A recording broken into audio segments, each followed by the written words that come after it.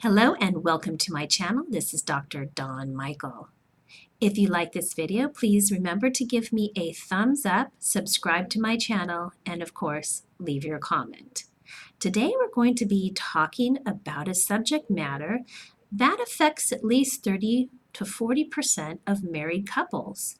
And surprisingly, people don't even realize that this may be part of the problem in their marriage. And that would be marrying the wrong person for the right reasons.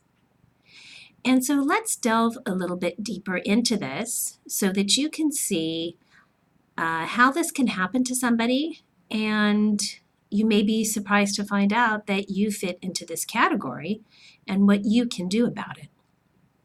So marrying the wrong person for the right reasons would be that you're trying to please maybe your parents, the culture that you're in, religion, societal views, what you think, quote unquote, would be the perfect person on paper for you, where you check all those boxes. But the reality is, you're not really in love with them, and perhaps you're not really even sexually attracted to them, meaning that you don't really have that chemistry, but you're hopeful that at some point in the marriage you will have it and you will fall in love with that person because they fit all the boxes and your parents love them and they're the right religion and they fit perfectly into the culture. Now, some marriages do survive this, and sometimes people do eventually fall in love and they are attracted to each other and they do have a great marriage. But then there's a percentage of the couples that do not. At some point along the way, they realize that they're never going to fall in love with this person, that they're not sexually attracted to them, and perhaps they don't really even like them. And this is challenging if the couple has kids, they have a life together, they have businesses sometimes, their parents and their families love each other.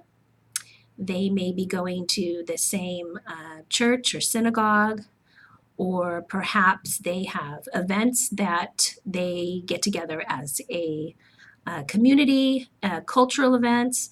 So all of this can weigh heavily on the relationship and the fact that the couple stays together, again, for other reasons than themselves. Eventually, this type of relationship will not work out, and sadly, the couple will end up getting a divorce.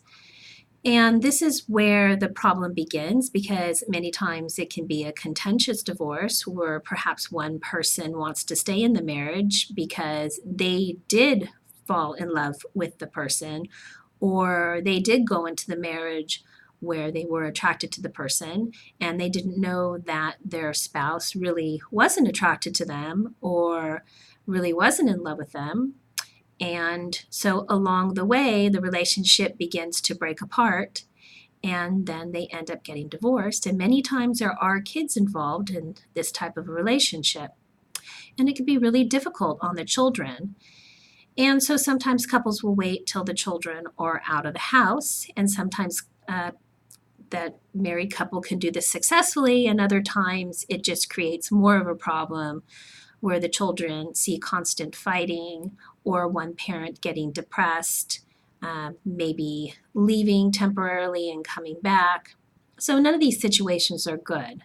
So if you do find yourself in this position, I always recommend going to a counselor to try to see if you can perhaps work things out, and if not, how the two of you can end the relationship in a way that you're not dragging it through the legal system. Because once you get into the legal system and you have children, it's an absolute nightmare for many couples.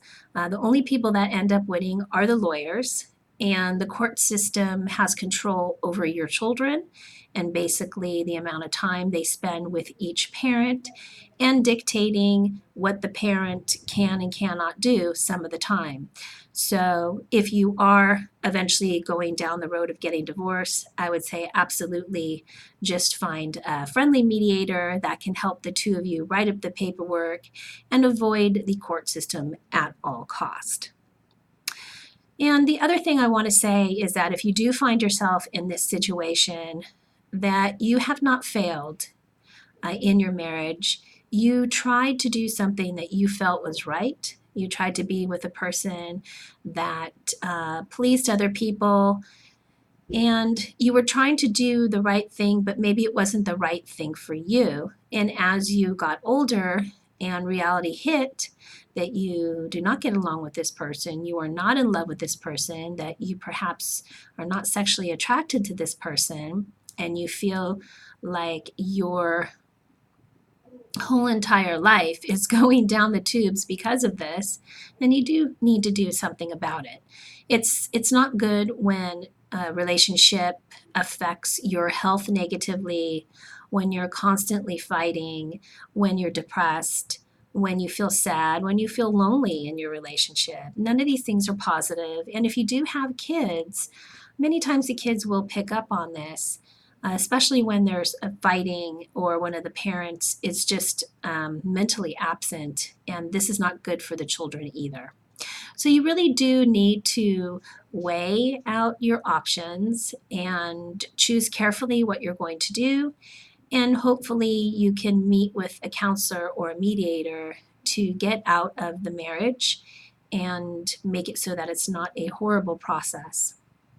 But truly staying in a marriage where you are miserable, you're fighting, when you realize that 10, 20 years later, things are not going to get better, you do need to live your life and to be happy. And it's not always about pleasing your parents or your religion or your culture.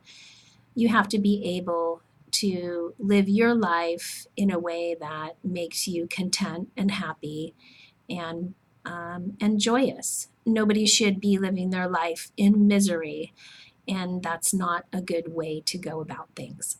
So if this is you, I hope this video has shed some light on maybe some of the problems that you may be having in your marriage.